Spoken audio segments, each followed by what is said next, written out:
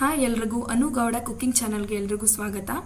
ಇವತ್ತು ನಾನು ಸಿಂಪಲ್ ಆಗಿ ಮನೇಲಿ ಮಶ್ರೂಮ್ ಪಲಾವ್ ಹೇಗೆ ಮಾಡೋದು ಅಂತ ಹೇಳ್ಕೊಡ್ತಾ ಇದ್ದೀನಿ. ಬನ್ನಿ ಅದಕ್ಕೆ ಬೇಕಾಗಿರೋ ಇಂಗ್ರೀಡಿಯೆಂಟ್ಸ್ ತೋರಿಸ್ತೀನಿ. ತರಕಾರಿ ತೊಗೊಂಡಿದ್ದೀನಿ ಸ್ವಲ್ಪ, ಹಾಗೆ ಬಟಾಣಿ, ಟೊಮ್ಯಾಟೊ,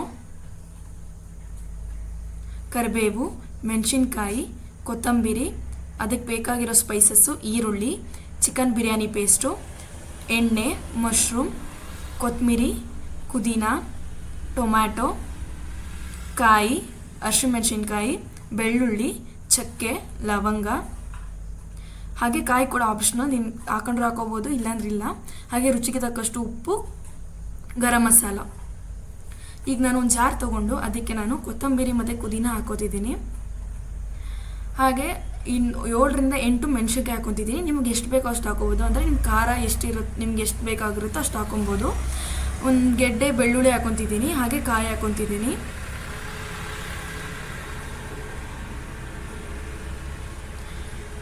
ಚಕ್ಕೆ, ಲವಂಗ ಮತ್ತು ಒಂದು ಮೀಡಿಯಮ್ ಸೈಜ್ ಟೊಮೆಟೊ ಹಾಕೊತಿದ್ದೀನಿ. ಇದನ್ನು ನಾವು ನುಣ್ಣಗೆ ರುಬ್ಕೊಬೇಕು. ನೋಡಿ, ಈ ರೀತಿ ನುಣ್ಣಗೆ ರುಬ್ಕೊಂಡಿದ್ದೀನಿ. ಈಗ ಒಂದು ಕುಕ್ಕರ್ಗೆ ಎಣ್ಣೆ ಹಾಕ್ಕೊಳ್ಳೋಣ.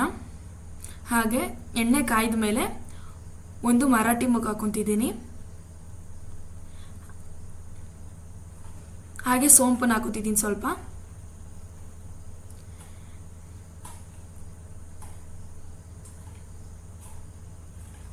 ಇದು ಪೂರ್ತಿ ಸ್ವಲ್ಪ ಕಾಯಬೇಕು. ಕಾಯ್ದ ಮೇಲೆ ಒಂದು ಮೀಡಿಯಮ್ ಸೈಜಿಂದು ನಾನು ಈರುಳ್ಳಿ ಹಾಕೊತಿದ್ದೀನಿ. ನೋಡಿ, ಒಂದು ಮೀಡಿಯಮ್ ಸೈಜ್ ಈರುಳ್ಳಿ ಹಾಕೊಂಡೆ.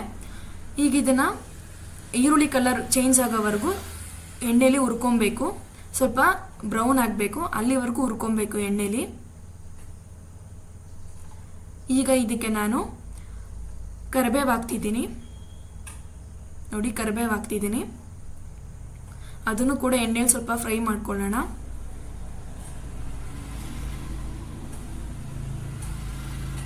ಈಗ ಇದಕ್ಕೆ ನಾನು ಮೆಣಸಿನ್ಕಾಯಿ ಹಾಕ್ತಿದ್ದೀನಿ. 3ರಿಂದ 4 ಮೆಣಸಿನ್ಕಾಯಿ ಹಾಕ್ತಿದ್ದೀನಿ, ಸಾಕು, ಜಾಸ್ತಿ ಬೇಡ. ಯಾಕಂದರೆ ನಾವು ರುಬ್ಬೋದಕ್ಕೆ ಆಲ್ರೆಡಿ ಹಾಕೊಂಡಿರ್ತೀವಿ, ಅದರಿಂದ ಖಾರ ಜಾಸ್ತಿ ಆಗಿಬಿಡುತ್ತೆ. ಇಲ್ಲಿ 3ರಿಂದ 4 ಮೆಣಸಿನ್ಕಾಯಿ ಹಾಕೊಂಡಿದ್ದೀನಿ ಅಷ್ಟೇ. ಹಾಗೆ ಒಂದು ಮೀಡಿಯಮ್ ಸೈಜ್ ಟೊಮೆಟೊ ಹಾಕೋತಿದ್ದೀನಿ. ಇದನ್ನೆಲ್ಲನೂ ಎಣ್ಣೆಲಿ ಚೆನ್ನಾಗಿ ಫ್ರೈ ಮಾಡ್ಕೊಳ್ಳೋಣ. ನೋಡಿ, ಚೆನ್ನಾಗಿ ಫ್ರೈ ಮಾಡ್ಕೊಂಡಿದ್ದೀನಿ. ಈಗ ನೋಡಿ, ಕಲರ್ ಕೂಡ ಚೇಂಜ್ ಆಗಿದೆ ಎಲ್ಲ. ಈಗ ಇದಕ್ಕೆ ನಾನು ಕಟ್ ಮಾಡ್ಕೊಂಡಿರುವಂಥ ತರಕಾರಿ ಹಾಕೊತಿದ್ದೀನಿ. ನಾನಿಲ್ಲಿ ಬೀನ್ಸು, ಕ್ಯಾರೆಟು ಮತ್ತು ಆಲೂಗಡ್ಡೆ ತೊಗೊಂಡಿದ್ದೀನಿ. ನಿಮ್ಮ ಮನೇಲಿ ಯಾವ ತರಕಾರಿ ಇರುತ್ತೋ ಅದನ್ನು ಯೂಸ್ ಮಾಡಿಕೊಂಡು ಕೂಡ ನೀವು ಮಾಡ್ಕೊಬೋದು. ಇದನ್ನು ಕೂಡ ಚೆನ್ನಾಗಿ ಫ್ರೈ ಮಾಡ್ಕೊಳ್ಳೋಣ. ಇದಕ್ಕೆ ಸ್ವಲ್ಪ ಸಾಲ್ಟ್ ಆ್ಯಡ್ ಮಾಡ್ತಾಯಿದ್ದೀನಿ. ಸಾಲ್ಟ್ ಹಾಕಾದ್ಮೇಲೆ ಚೆನ್ನಾಗಿ ತಿರುಗಿಸ್ಕೊಳ್ಳೋಣ. ಇದಕ್ಕೆ ನಾನು ಕಟ್ ಮಾಡ್ಕೊಂಡಿರುವಂಥ ಮಶ್ರೂಮ್ ಹಾಕ್ತಿದ್ದೀನಿ. ಇದನ್ನು ಕೂಡ ಚೆನ್ನಾಗಿ ಹಬೆಯಲ್ಲಿ ಬೇಯಿಸ್ಕೊಳ್ಳೋಣ ಚೆನ್ನಾಗಿ. ಈಗ ಇದಕ್ಕೆ ನಾನು ಕೊತ್ತಂಬರಿ ಹಾಕ್ತಿದ್ದೀನಿ. ಈಗ ಹಸಿ ಬಟಾಣಿ ಇತ್ತು, ಅದನ್ನು ನಾನು ಬೇಯಿಸ್ಕೊಂಡು ಇದಕ್ಕೆ ಹಾಕ್ತಿದ್ದೀನಿ. ಈಗ ಎಲ್ಲವನ್ನು ಚೆನ್ನಾಗಿ ತಿರುಗಿಸ್ಕೊಳ್ಳೋಣ.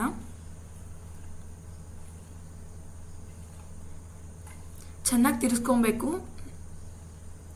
ಈಗ ಇದು ಆಗಲೇ ಬೆಂದಿದೆ. ಈಗ ಇದಕ್ಕೆ ನಾನು ರುಬ್ಬಿಟ್ಕೊಂಡಿರುವಂಥ ಮಸಾಲೆ ಹಾಕ್ತಿದ್ದೀನಿ. ಇದನ್ನು ಕೂಡ ಚೆನ್ನಾಗಿ ಹಬೆಯಲ್ಲಿ ಬೇಯಿಸ್ಬೇಕು. ಏನಕ್ಕೆ ಅಂದರೆ ಮಸಾಲೆಗೆ ನಾವು ಪುದೀನ ಹಾಕಿರೋದ್ರಿಂದ ಪುದೀನ ಫ್ಲೇವರೇ ಜಾಸ್ತಿ ಹೊಡೆದ್ಬಿಡುತ್ತೆ.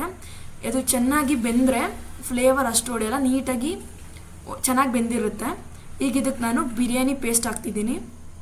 2 ಸ್ಪೂನಷ್ಟು ಪೇಸ್ಟ್ ಹಾಕ್ಬೋದು, ಅಷ್ಟು ಹಾಕ್ತಿದ್ದೀನಿ. ಇದನ್ನು ಕೂಡ ಚೆನ್ನಾಗಿ ತಿರುಗಿಸ್ಕೊಳ್ಳೋಣ. ಈಗ ನಾನು ಇದಕ್ಕೆ ಒಂದು 1/2 ಸ್ಪೂನಷ್ಟು ಗರಂ ಮಸಾಲ ಹಾಕ್ತಿದ್ದೀನಿ ಅಷ್ಟೇ, ಜಾಸ್ತಿ ಅಲ್ಲ.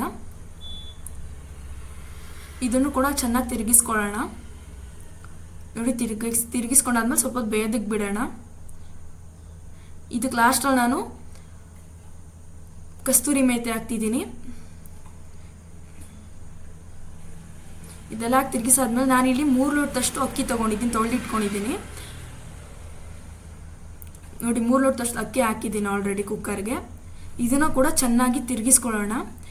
ಅಕ್ಕಿನ ಕುಕ್ಕರ್ಗೆ ಹಾಕಿದ ತಕ್ಷಣವೇ ನೀರು ಹಾಕ್ಬಿಡಬಾರ್ದು. ಅದನ್ನು ಚೆನ್ನಾಗಿ ತಿರುಗಿಸಿ ಒಂದು 5 ನಿಮಿಷ ಆಮೇಲೆ ಇರೋ ನೀರಿನ ಅಂಶ ಈ ಅಂಶದಲ್ಲೇ ಬೇಯಬೇಕು.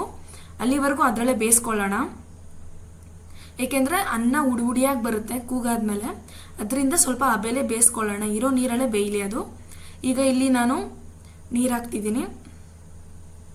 ನಾನು ಇಲ್ಲಿ 3 ಲೋಟ ಆಗೋಷ್ಟು ಅಕ್ಕಿ ತೊಗೊಂಡಿದ್ದೆ. ನಿಮ್ಗೆ ಎಷ್ಟು ಬೇಕೋ ಅಷ್ಟು ತೊಗೋಬೋದು. ಈಗ 1 ಲೋಟ ಅಕ್ಕಿಗೆ 2 ಲೋಟ ನೀರು ಅಂದರೆ 3 ಲೋಟ ಅಕ್ಕಿಗೆ ಎಷ್ಟು ಹಾಕೋಬೋದು ನೀವೇ ಯೋಚನೆ ಮಾಡಿ.